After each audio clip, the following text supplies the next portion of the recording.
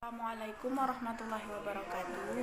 Perkenalkan, saya Andi Fitri dari kelas PAI 4D NIM dari kelas PAI 5D NIM 1911248. Di sini saya akan menjawab pertanyaan dari teman-teman saya berkaitan dengan materi saya, yaitu tentang dosa-dosa besar untuk memenuhi tugas mata kuliah Tafsir Hadis Tarbawi 1.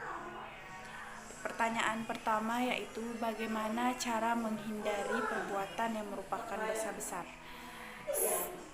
Sebenarnya seharusnya itu bukan hanya dosa besar yang harus kita hindari. Dosa atau perbuatan sekecil apapun yang merupakan dosa besar itu kita harus berusaha untuk menghindarinya dengan cara lebih mendekatkan diri kepada Allah, banyak melakukan perbuatan yang baik, sehingga dengan melakukan perbuatan yang baik, dengan mendekatkan diri kepada Allah, itu akan dapat meningkatkan keimanan kita, sehingga kita akan lebih banyak melakukan perbuatan yang baik dan takut melakukan perbuatan yang buruk. Kemudian pertanyaan selanjutnya, salah satu contoh perbuatan yang merupakan dosa besar, jelaskan. Salah satu contoh perbuatan yang merupakan dosa besar adalah zina, di mana zina ini menimbulkan banyak sekali bahaya atau menimbulkan banyak sekali akibat. Di antaranya yaitu tidak adanya kejelasan nasab, kemudian menimbulkan permusuhan di antara sesama, kemudian merusak kesucian keluarga, anak, istri, dan lain sebagainya. Kemudian pertanyaan selanjutnya yaitu hampir sama, yaitu sebutkan contoh-contoh perbuatan yang merupakan dosa besar. Contoh-contoh perbuatan yang merupakan dosa besar diantaranya yaitu yang saya jelaskan tadi, yaitu zina, kemudian syirik, menduakan Allah, baik itu syirik besar ataupun syirik kecil, kemudian durhaka terhadap orang tua, menuduh zina, dan lain sebagainya. Kemudian bagaimana cara menyikapi apabila teman kita melakukan perbuatan dosa besar? Cara menyikapinya adalah kalau bisa kita ingatkan teman kita tersebut bahwa perbuatan yang dia lakukan adalah perbuatan yang salah, perbuatan yang tidak baik. Kita ingatkan dengan cara yang lemah lembut, dengan cara yang baik, tidak dengan cara memaksa, apalagi kekerasan, supaya teman kita itu akan mengerti bahwa perbuatan yang dia lakukan itu adalah perbuatan yang buruk dan tidak pernah melakukannya lagi. Kemudian pertanyaan selanjutnya, apakah dosa besar dapat diampuni oleh Allah Subhanahu wa taala? Allah itu Maha Pengampun. Jadi apabila orang yang melakukan dosa besar tersebut benar-benar bertaubat dengan sungguh-sungguh, dengan taubatan nasuha, dan tidak melakukan perbuatan dosa besar itu lagi, pasti Allah akan ampuni karena Allah Maha Pengampun. Kemudian apakah orang yang melakukan perbuatan dosa besar tetapi telah bertaubat, apakah ia mendapatkan siksaan api neraka? Seperti yang saya jelaskan tadi, apabila orang yang melakukan perbuatan dosa besar tersebut benar-benar bertaubat, sholat taubat dengan taubatan nasuha, berjanji tidak melakukan perbuatan itu lagi, pasti Allah akan ampuni. Tapi perkara apakah dia akan mendapatkan siksa api neraka atau tidak, itu kembali lagi bahwa hanya Allah yang tahu. Yang jelas apabila orang tersebut benar-benar bertaubat dengan taubatan nasuha, pasti Allah akan mengampuni. Kemudian pertanyaan selanjutnya, zina adalah dosa besar. Hukuman zina salah satunya ialah hukuman cambuk dan diasingkan. Apakah hukuman tersebut bisa diganti? Apakah dosa zina tersebut dapat diampuni? Kalau hukuman zina adalah hukuman cambuk, itu khususnya di Indonesia yang menerapkan hukuman cambuk bagi pelaku zina itu hanya di Aceh, yang menerapkan hukuman Islam cambuk bagi pelaku zina. karena negara kita itu adalah negara hukum, memiliki undang-undang yang mengatur segala perbuatan kita. Yang menerapkan hukuman cambuk di Indonesia itu hanya Aceh, sedangkan daerah yang lain itu tidak ada yang menerapkan hukuman cambuk. Sebenarnya kembali lagi ke jawaban tadi, perkara diampuni atau tidak itu kembali lagi apabila hambanya benar-benar bertaubat dengan taubat nasuha dan tidak mengulanginya lagi. Tanpa hukuman cambuk pun sebenarnya kalau menurut saya pasti Allah akan ampuni, asalkan dia benar-benar bertaubat dan tidak mengulanginya lagi, pasti Allah akan ampuni.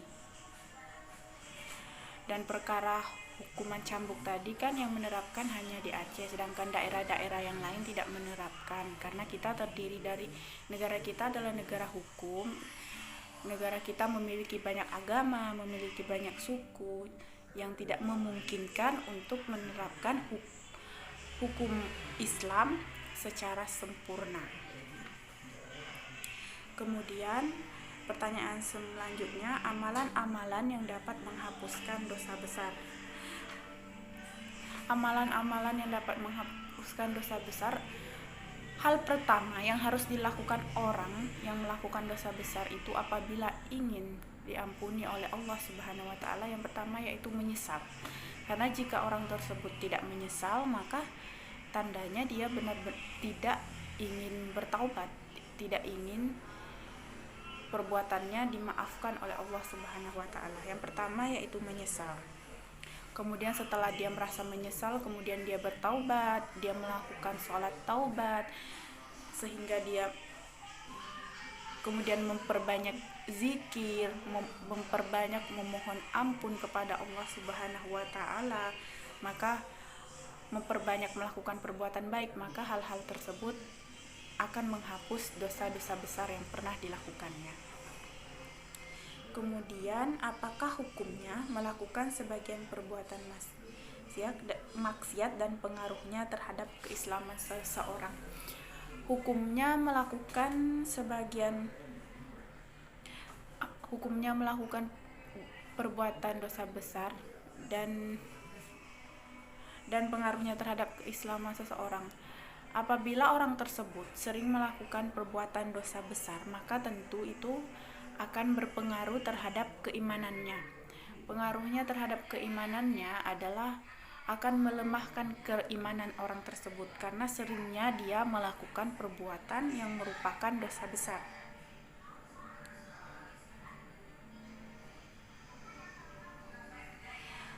Hukumnya melakukan sebagian perbuatan maksiat tentunya haram, karena mau sebaik perbuatan itu sekecil apapun, yang penting perbuatan itu adalah dosa, tentunya hal tersebut tidak boleh dilakukan.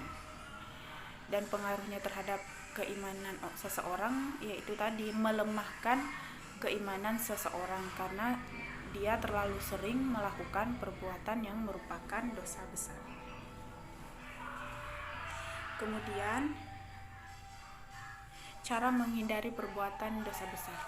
Kembali lagi ke jawaban yang tadi yang sudah saya jelaskan, cara menghindari perbuatan yang merupakan dosa besar yaitu kita lebih banyak lebih mendekatkan diri kepada Allah, lebih banyak berbuat baik. Kemudian yang paling penting juga adalah kita harus berteman dengan orang yang baik, karena biasanya teman itu membawa pengaruh kepada diri kita. Apabila teman kita baik, tentunya akan membawa pengaruh yang baik pula kepada kita. Sedangkan apabila teman kita adalah orang yang tidak baik, tentunya juga akan membawa dampak kepada diri kita. Kemudian bagaimana seseorang yang sudah mendapatkan hukuman di dunia, apakah di akhirat akan dihukum lagi? Apabila orang tersebut sudah mendapatkan hukuman di dunia, seperti pertanyaan soal tadi bahwa apabila dia melakukan perbuatan zina yang merupakan dosa besar kemudian dicambuk, apakah dia akan mendapatkan hukuman lagi di akhirat? Perkara tentang apakah dia mendapatkan hukuman lagi di akhirat itu hanya Allah yang tahu.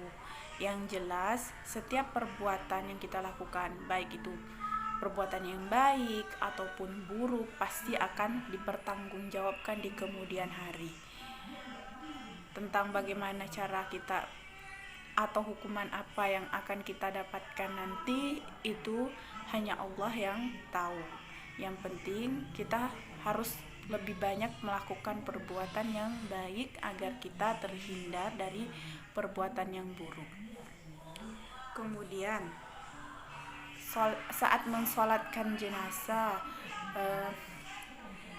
para jamaahnya ditanya mengenai perilaku atau sifat jenazah tersebut semasa hidupnya, dan rata-rata para jamaahnya yang mensolatinya itu menjawab bahwa jenazah tersebut adalah orang yang baik selama hidupnya. Kenapa hal tersebut? Padahal kita tidak tahu apakah orang tersebut selama hidupnya adalah orang yang baik, dan dan kita tidak tahu apakah dia pernah melakukan perbuatan dosa besar atau tidak. Menurut saya, perkara para jamaah yang mensolati jenazah itu menjawab bahwa jenazah tersebut semasa hidupnya adalah orang yang baik. Hal tersebut, mengapa demikian? Karena setiap kesaksian orang yang mensolati itu akan membawa dampak yang baik bagi jenazah tersebut, karena perkataan yang baik itu sama saja dengan mendoakan yang baik untuk jenazah tersebut. Dan walaupun mungkin jenazah tersebut semasa hidupnya atau orang tersebut semasa hidupnya pernah melakukan perbuatan yang baik, akan lebih baik bila tidak usah diungkit-ungkit lagi. Berkata atau jawaban yang baik saat mensolati jenazah itu adalah sebagai penutup amalan dari orang tersebut. Karena bukankah Allah saja menutup aib hambanya, lalu kenapa kita yang harus membuka aib sesama kita?